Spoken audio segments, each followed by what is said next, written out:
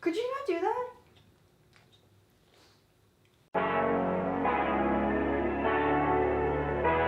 Hey guys, it's Sarah, and it has been many moons since I posted a video. That is essentially the story of this channel. I know that I've said many times that I'm gonna make a comeback, I'm gonna post more often, and yet I don't do it. It's always the same reason. I'm an adult, I work a 9 to 5. I do want you guys to know that I still like making videos and I still miss you guys and want to make more content, so I'm really hoping that the second half of this year, although, is it even the second half? I guess it's almost August, which means we only have 4 months left of this year.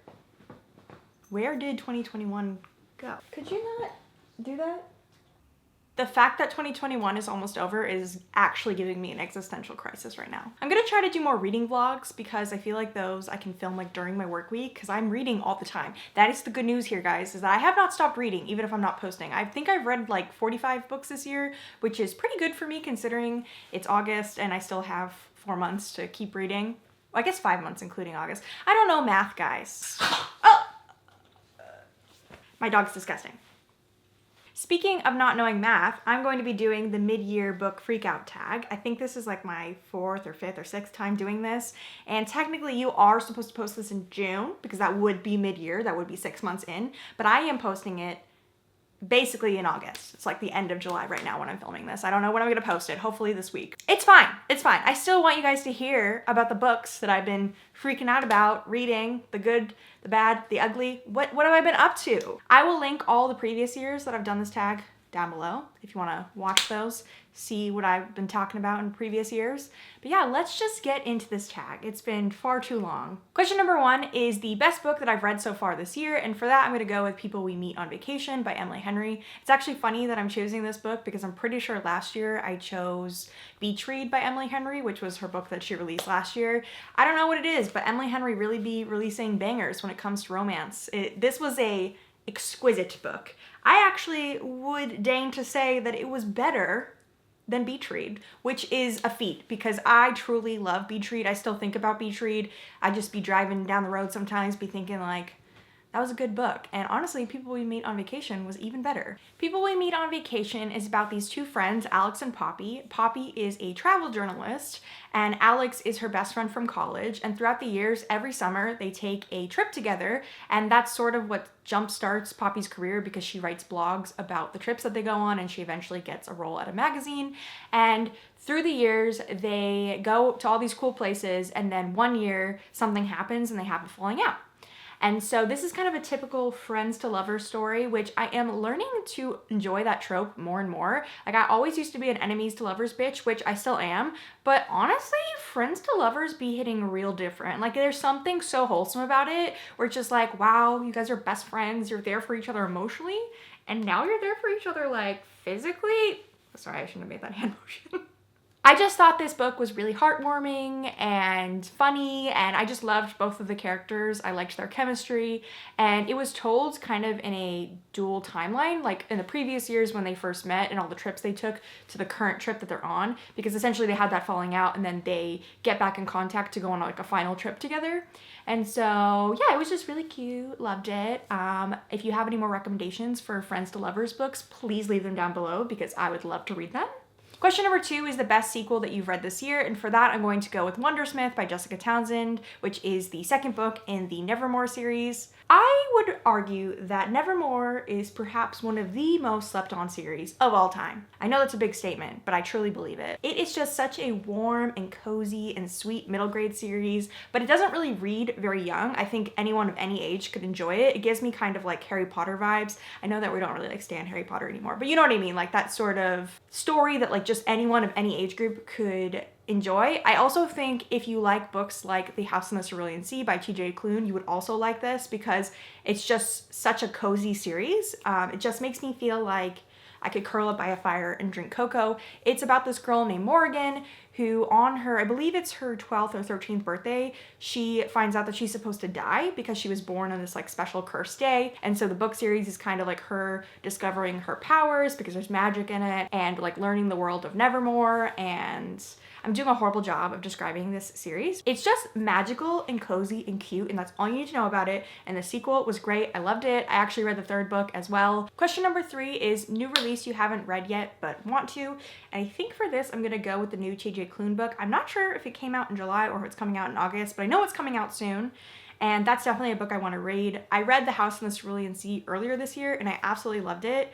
I can't remember the name of the new book, but I'm gonna read it because TJ Klune really stole my heart. That's why I was actually comparing The House in the Cerulean Sea to Nevermore, because I reread Nevermore and I had read The House in the Cerulean Sea right before, and I felt like they just gave me similar energy. Anyway, that's getting besides the point of the question. But anyway, I'm excited to read the new TJ Klune, whether it came out this month, next month, I'm not really sure. I know it's coming out soon. Question number 4 is the most anticipated release for the rest of this year, and for that I'm going to go with The Second Rebel by Linden A. Lewis. This series is a sci-fi set in space that centers on 3 different characters, Hero, Leto, and the First Sister. There are 2 different empires, one backed by a religion and one backed by science. First Sister comes from the more religious empire, and she is a comfort woman on a ship. She's considered a priestess of the goddess, and it's part of their religion for her to basically act as a sex worker for men on the ship, and she does not have the ability to speak. And then Leto and Hero are actually soldiers for the more science-backed empire, and both empires are at war trying to conquer like Earth and Mars and something like that. But in the very beginning of the book, we find out that Hero has defected and they have been working with the more religious empire, and so Leto is tasked with hunting down his partner. And so basically hijinks ensue, and eventually all 3 characters cross paths. And I'm very excited for the sequel. I know I just did a horrible job describing what the series is about, but basically just know it's a sci-fi opera and there's drama and war. I did a horrible job selling it, but you should read it. Question number 5 is biggest disappointment, and for that I'm going to go with My Dark Vanessa. This was a highly recommended book by many people. I think it got a lot of really rave reviews. And essentially it's about this girl who has an illicit affair with her English teacher when she's a teenager. And the plot is told through 2 perspectives. One, when she is really young and obviously being preyed upon by her, like literally he's like a 4-year-old like English teacher. Anyway, he's like preying upon her when she's young, and then when she's in her early 30s and kind of reflecting back on everything that happened to her. And essentially it's all about abuse and how it was really hard for her to reconcile that what happened to her was not some sort of great romance. And while I really enjoyed it for like commentary on abuse and like how different victims like react to things, I just didn't love the storytelling. I think that the scenes with the English teacher when Vanessa was a teenager were just really, really explicit. Like there were multiple sexual assault scenes, like multiple, in great detail. So I highly would not recommend this if you would be triggered by that. And it started feeling a little bit gratuitous. Like, by no means do I think that the author was ever commending it or saying that it was good, because even when the scenes were happening, Vanessa would be thinking about how uncomfortable she was and how she felt like she hadn't actually consented and that sort of thing. So I don't really know what the author was going for. I just felt really uncomfortable when I was reading it. And I kept going because I just really wanted to see like what adult Vanessa was going to do in therapy and how she was going to reconcile all these experiences. And it was just a very cyclical book where the character just kept going back and forth and back and forth and back and forth. And I understand that that is a completely valid response to trauma, but as a reader, I just don't think I enjoyed it. I think that it just was a really dark story, and I like dark stories. I really do. Again, I think that this was an interesting topic, but I just think the execution by the author was just not my favorite. Question number 6 is biggest surprise, and for that I'm going to be going with We Ride Upon Sticks by Quan Barry. This was honestly so surprising because it has the oddest plot. This book is about a field hockey team in the 80s that makes a deal with the devil so that they can win their season. It is as weird as it sounds, but so delightful and so fun. I read this book because I did a video where I read booktubers' favorite books, and Kayla from Books and Lala, I think this was like her top favorite book last year. I thought the plot sounded so weird and like not anything that I would ever be into. Like, I'm not a big sports person, so reading about field hockey never seemed like something that I would enjoy. The book kind of switches third-person limited perspective between the different girls on the hockey team, and it's sort of just them like bumbling through high school as like awkward teens, and I felt like it had a lot of fun, like kind of things that you would see in like an 80s teen movie, but also had a lot of commentary on social issues at the time. Like, I read this a while ago, but I know it touched on like a lot of race issues because it takes place in Massachusetts and most of the girls on the team are primarily white. And then a few of the girls are women of color. And so when it like did their perspectives, it was kind of commenting on what's it like to be a black girl in the 80s at a mostly white high school. And there was an Asian girl who was adopted. And so there was a lot of interesting stuff about that. There was also commentary on religion and sexuality because the 80s was just a wild time. And I feel like Quan Berry just like perfectly captured that era. She talked a lot about music and fashion and different things. And like, I know I keep mentioning that the writing was like delightful and fun. She gave inanimate objects like voices. And so like one of the characters has this like blonde sort of 80s bang coif on her head, and she made that her bangs like a character in the series. Like it like had its own thoughts and stuff. I know that sounds bizarre. I would probably compare it to like if you've ever seen the movie Scott Pilgrim versus the World. I think it gave me like similar vibes to that. Like, you know, like when you're watching that movie, there's a lot of like words on the screen and like weird stuff happening that's kind of like outlandish. I feel like that's how this book was. Question number 7 is your favorite new author. And for that, I'm going to go with S.A. Chakraborty. Hopefully I did not just butcher that last name. I did look up how to pronounce it, but I still feel like I did not do it justice. She is the author of the Daevabad trilogy, the first book being City of Brass. I feel like a lot of people have heard of the series, but I honestly haven't heard that many people talking about it. It is pretty popular. I think people on Book Talk talk about it a lot. I actually got recommended it by my roommate Austin, who is big on TikTok.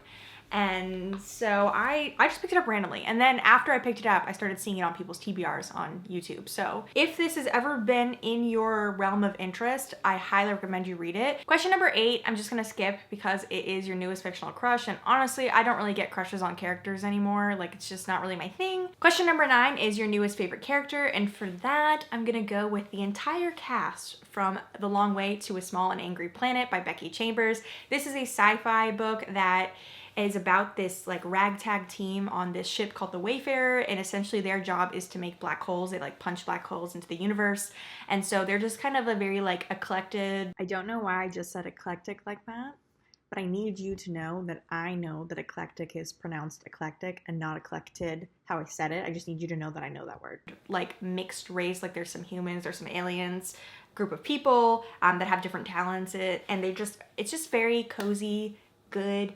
If you like the series Firefly, I feel like you would really like this book. It's just a really quaint and good book, and all the characters are so cute, and I love them. And so I'm just gonna go with all of them, like all the characters. Question number 10 is a book that made you cry, and for this, I'm gonna go with The Soulmate Equation by Christina Lauren. I have been very like hit or miss with Christina Lauren these days. Like, I have almost read all of her books. I know I mentioned last year that I'm going to do a Christina Lauren guide, which I only have 3 more of their books and then I'm done. And this one was one of their best. I feel like it got some mixed reviews, but I absolutely loved it. It is about a woman that is a single mom, and she ends up joining a dating app that uses your DNA to find a partner, and the creator of the app is actually the person that she ends up matching with, and so it's about their romance story. And they kind of start out not liking each other. It's not necessarily like enemies to lovers, but they're kind of like grumpy with each other in the beginning, and then they slowly like fall in love. And I just found their relationship like really wholesome and honestly really realistic. I felt like they were really good at communicating, and they just like shared their insecurities, and like some of the things they said just like made me tear up a little bit. And I just thought it was a really sweet book, so I highly recommend it. Question number 11 is a book that made you happy, and I've already mentioned this book a few times in this video, but I'm gonna have to go with The House in the Cerulean Sea by TJ Klune.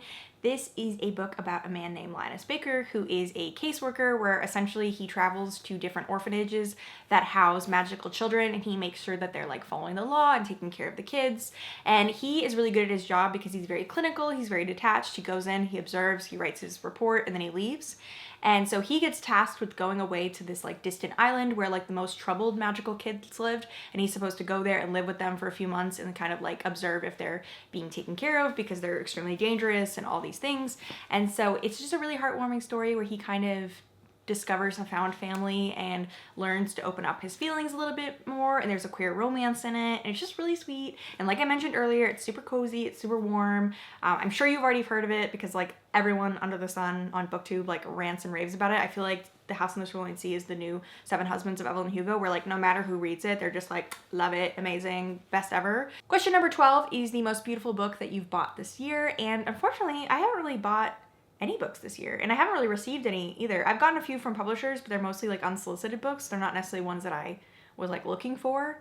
But I am devastated that I did not remember to buy Chain of Iron from Waterstones. I have all of the Waterstone special editions of the Dark Artifices, and I also have the first book of The Last Hours, but I don't know where my head was. Like I knew that Chain of Iron was coming out this year, but I just forgot to like log on to the Waterstones website and get it, and now it's gone and it's out of stock. And these books are like such special editions that if you look them up on like eBay and Depop, they like cost like $100. Like look at this, it's so beautiful, and I'm missing book 2. Let's just take a moment of silence for the lost book.